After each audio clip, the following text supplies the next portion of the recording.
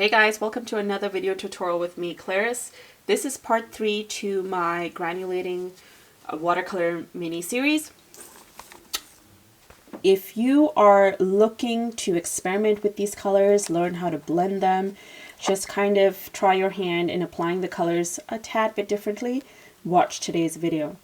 All the supplies for this video are listed in the description as well, so please feel free to check that out.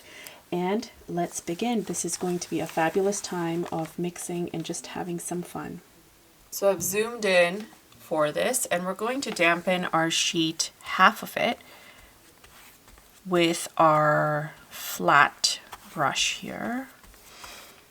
And we're going to try two different things. What we're going to do is apply the color first by adding some of it onto the ruler or your cut up credit card or whatever you have that you're using, and we're going to watch the color flow into our damp sheet.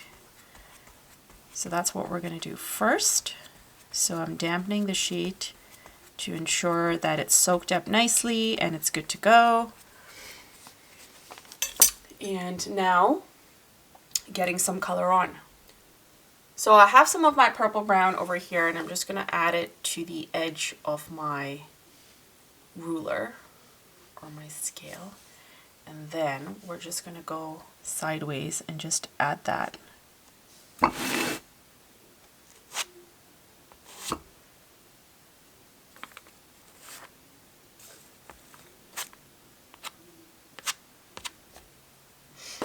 And then taking our flat brush, we're going to move this color along.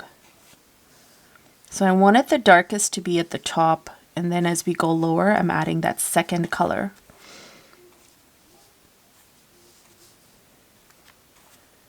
So try and leave some white space. I got some just at the top at the cusp. And now we're going in and we're going to get our second color, which is going to be the Midnight Moon, which I absolutely love. And I'll get that on this side of the brush here. And I want to add that about halfway here. And I want to see it blend in .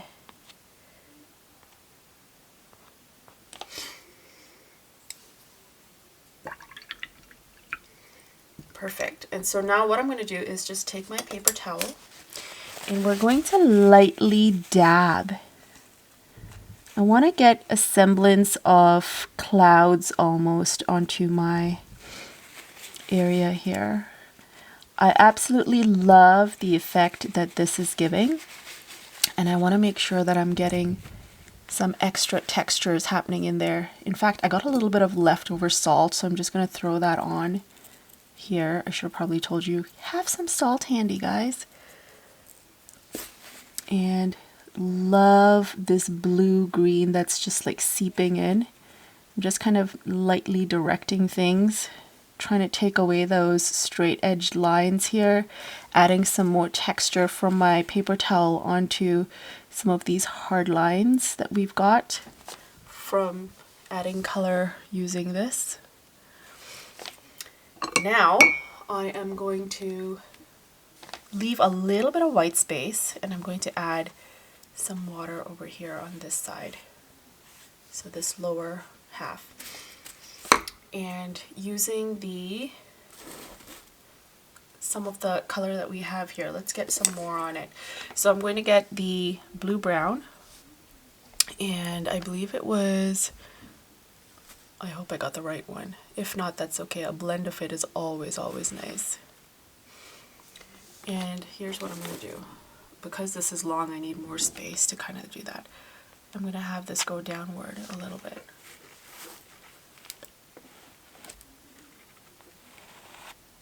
So I started off going downward, and then I just allowed it to sort of be one line. So we have a gradual broad to sort of narrow. And I'm going to get some more color on here. And I want this color to be nice and dark because this is going to be like our horizon. Move this a little bit so it's easily viewable. There you go.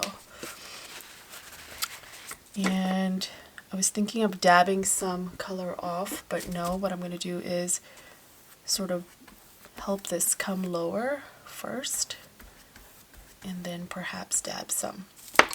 And then, I said dab some, right? Yep. Dab some off. So make sure what you're using doesn't have some color on it already, otherwise it might not be as great. And what I'm also going to do is dab a little bit of the excess color that I'm getting on here to this area here, just to sort of get a gradual feel. And then I had some from the paper towel come on here, so I'm kind of blending it into that area there. Perfect. So now what I'm going to do is get my green, wiping this off. And I want to get some of that beautiful green. So here we go. It is the blue brown. That's what I'm calling green. And I'm going to get it onto this, exactly like we got the other stuff on there, the other colors. And here we go. I'm going to start right here. Maybe even pull it down a little bit. And then I want to have like meadows almost. So we're going across that way.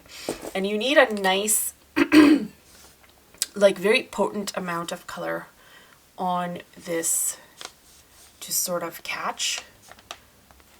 Otherwise you're going to get very light, gradual bits as opposed to dark, kind of like how we have the horizon. And notice I'm kind of blending a little bit. I want to blend a little bit of that happening over there in that area. And whoops, got some on my hand. This can get messy. I want to get some more before I take my wash brush and then pull it downward to have it bleed a little. Here we go. So now taking my wash brush, I'm going to do this.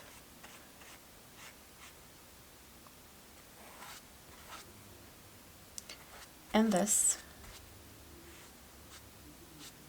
And I want to see that blend downward.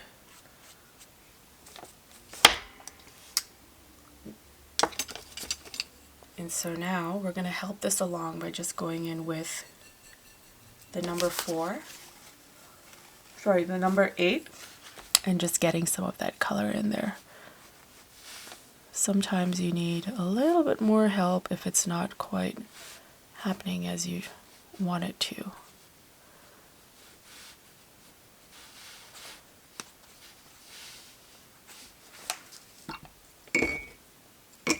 So you want to help the color spread a bit. And before this dries up, what we're going to do is we're going to have some trees happening right on the areas here. So we want to get, I want to make sure I have enough of that. So maybe even mix in some of the purple if you want it to be darker. So I'm just going to get some of that purple in here as well.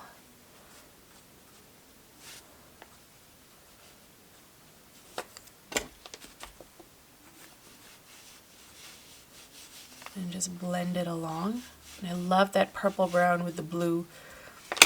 It is such a fabulous effect. Let me get some more of the blue brown.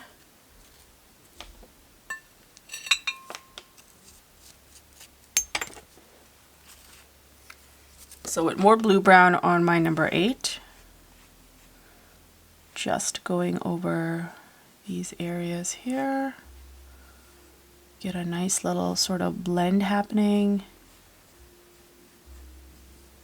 Trying to get our nice like meadow hills.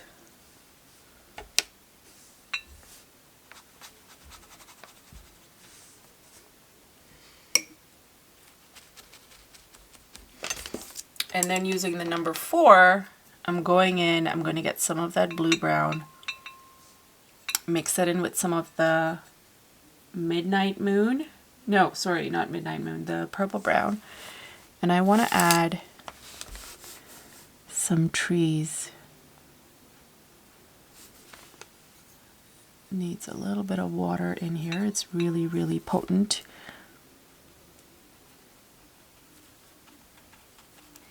So we're just doing like little firs or pines, whatever your preference is. And we want it to sort of blend in there. I'm going to do some over here.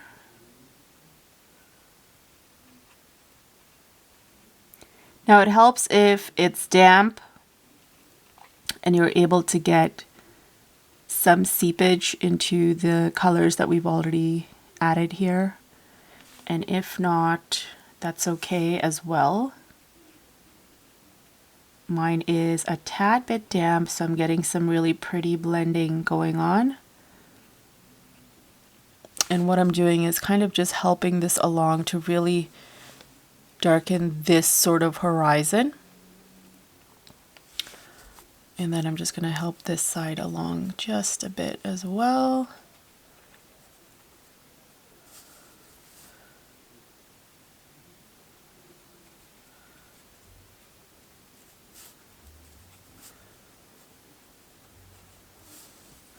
So I've got two there, and then for the bottom here, I'm just going to have like blades of grass sort of coming up, but I'm using that same purple. And I'm not allowing it to dry, so I'm just kind of adding this texture detail to the area before it dries up. And then once it dries up, I'll add a little bit more so it looks like it's really coming out. This is in the foreground, and then all of that is in the background. But look how pretty the blending is. A couple of times in here, you would have thought, okay, this is going really badly. But if you really look at this, this is such a pretty, almost sort of abstract kind of landscape. I'm adding some salt as well, just to the did I say meadows? The hills, the rolling hills that's on like the foreground over here. But yeah, I guess it could be meadows as well. Just need a little bit of sheep happening there. And then just experiment by dabbing some off to kind of really get that nice texture in there. There's so much fun to be had with these granulating colors because they're so pretty to work with. And you can really explore your hand at achieving different effects because not only of the duotone, but there's just so much. The salt, look at that. The salt really adds some beautiful detail over there. Let's just put that aside so you can see better while we're waiting for this to dry. So you can see all the beautiful waves that we have at the top there.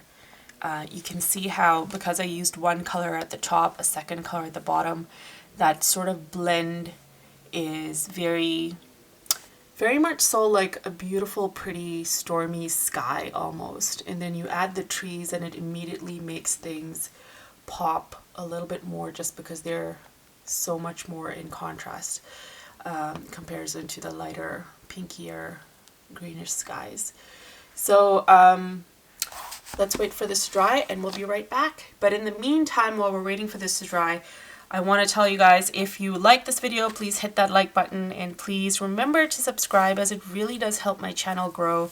If you like these experimental videos exploring how to use watercolor, how to create simplistic, abstract sort of landscapes and flowers, those are my things, guys. So check it out. Check out the other videos I made after this is done, and don't forget to subscribe. All right, so this is dried up, and I'm going to take a little bit of the blue brown first, and using the number 4, I want to make sure that I have a nice fine pointed tip. So I'm just going to dab off as much color onto my palette before I get ready to create these thin lines across here. So using the tip of my brush, I'm going to lightly just graze and try and create maybe like tall looking weed almost, kind of protruding from the bottom. And again, we want to kind of give this more of a foreground sort of effect. And if you've got, so the mixture for the color should be more color, less water. So if you get some dry strokes, that would be nice. So it almost looks like grass.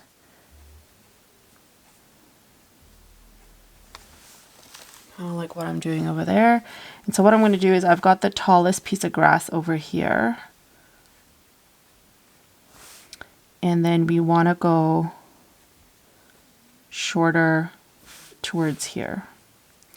Giving it some more texture there, just adding some lines. In fact, maybe we could even use the number 1 for this, the number 1 heritage brush. Those are all the brushes we're using in these series of mine. So notice how I'm going from tall to like small. Or short, whatever you want to call it. And some of this is still a little bit damp, which is giving me that beautiful blending effect here. So while it's drying up, it's not fully dried. So what I'm going to do is just add kind of like those weedy pieces of grass. Just adding some little details at the edge.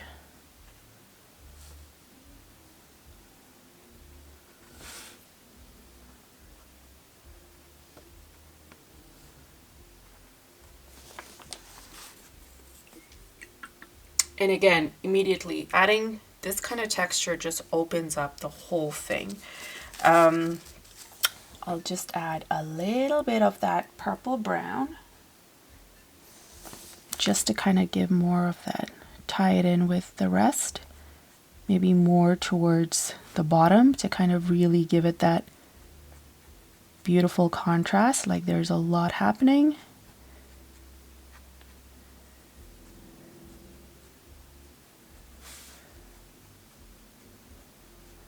Would be even nice to try something like a lavender field with these colors. I think it would be super pretty.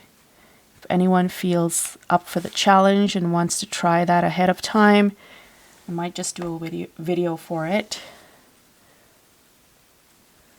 I'm just adding a couple of dots here and there.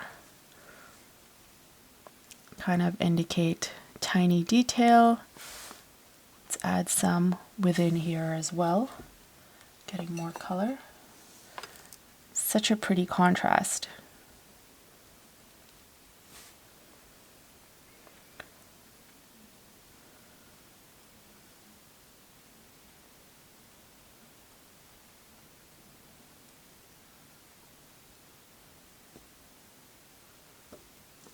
And we are almost done. Just as soon as I stop dabbing. There we go. We're done. So this is it, guys. Very, very interesting to look at just because of the whole abstractness of it. It makes you pause for sure because the colors are not your typical landscape colors. But look at that beautiful granulation over here, especially with the salt in the sky. Just stunning and gorgeous. I love it. So I hope you guys enjoyed this. Again, let me know in the comments what you thought. Hit that like button, hit that subscribe button, and if you do end up doing this, please do tag me in your work on social media, Instagram, Facebook, that sort of thing. I would love to see what you do. Thanks guys for watching, and we'll chat soon. Bye.